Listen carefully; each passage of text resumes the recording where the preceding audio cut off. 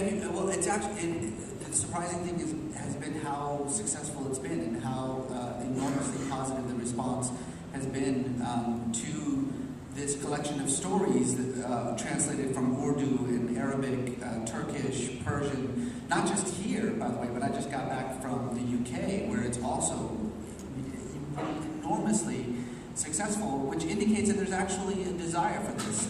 And you're right that what we're talking about in using social media as a form of storytelling, or as a medium through which storytelling can be expressed, is just the beginning of it. I mean, for me, it is about literature and the arts, and especially film. I mean, that's what I think it's important to have such on this panel, because we do still rely on the quote unquote old media, because they are still quite dominant when it comes to distribution. I mean, it's fading away, but they're still the dominant forces.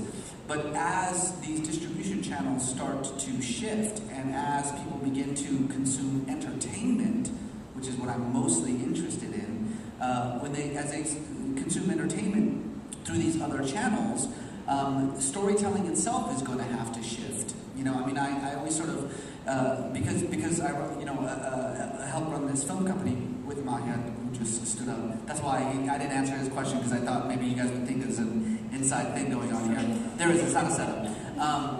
It is that I'm constantly confronted by filmmakers who are lamenting the fact that it's impossible to make a small independent film about people that we care about, or stories or culture issues that we care about, and to get it out there and to get it distributed. Well, yeah, if the point is that you want your small film to show at the same theater that's showing Iron Man 3, yeah, you're right, it's impossible. But if you stop thinking that way, and if you start realizing that there are these unprecedented multiple channels to get your stories directly to the kind of people who would want to hear them anyway, through social media, through these new technologies that we're talking about, it's a boon for storytellers right now.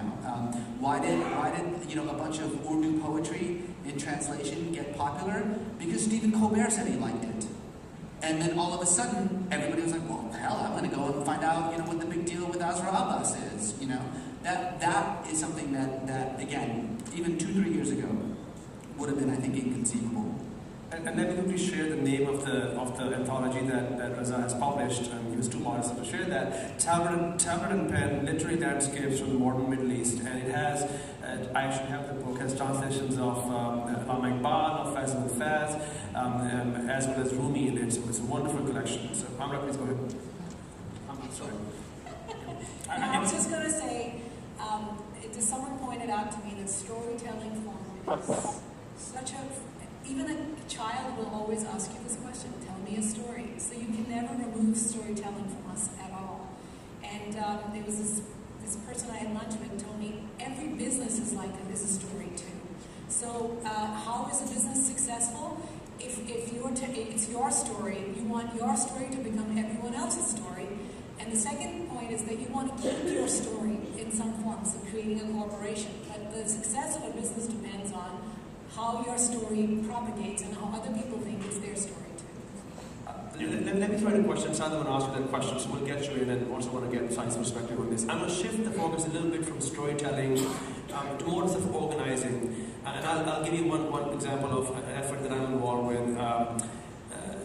As we all know, in the 2008 presidential campaign, Facebook at the time played a very big role for President Obama's campaign. I'm involved again in the 2012 campaign, and the campaign is going to rebuild its entire infrastructure because there was no Twitter at the time. So the question that you ask yourself is, by the way, we also see it at the open level. I mean, just a few years ago when we used to do events, we used to send out emails. And now we've got emails, we've got LinkedIn, we've got Twitter, we've got Facebook. If you are an organization that's organizing and you're mobilizing people, and again you have a scale like national in case of a presidential campaign, you have scale like local in case of a non-profit, how do you manage that from an infrastructure standpoint? And how do you make sure that you can scale? So if you don't mind giving your perspective on that. That's a cosmic question, right?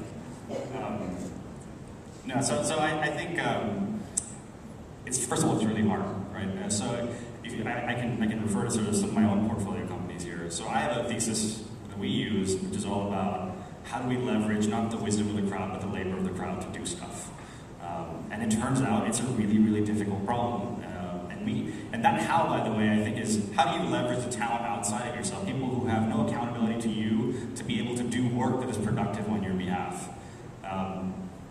So I'll give you some very unsexy examples of how this stuff works. So I have a company in my portfolio called LiveOps. Now LiveOps is in the very boring business of call centers. But what they do is they enable anyone who's not an employee of the company to effectively serve as a call center rep for anything. So a call comes in from a Round Table Pizza, or to a Round Table Pizza. The person who actually answers at the other end is actually a mom in Iowa who turns out is really good at upselling pizza toppings. And that's why she gets the call, because the person at Round Table is really bad at doing that. That's where the margin is in the pizza business.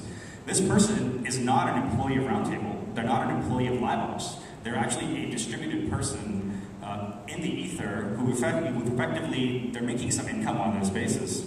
And in the case of LiveOps, they're doing it with 20,000 people at this level. So like when American Idol, for instance, a while back actually had this, they had a big drive for fundraising for, I think for Haiti. The agents that they were using were all LiveOps agents. And they were people that you literally turned on one day and you had like 10,000 people answering phones and tomorrow they were gone. Right? And so, but the point is, those systems are really, really difficult to do. There's a whole performance layer. First of all, how do you find them? How do you, in our case, how do you bill for them? How do you organize them in ways that actually are productive for the cause that you're championing?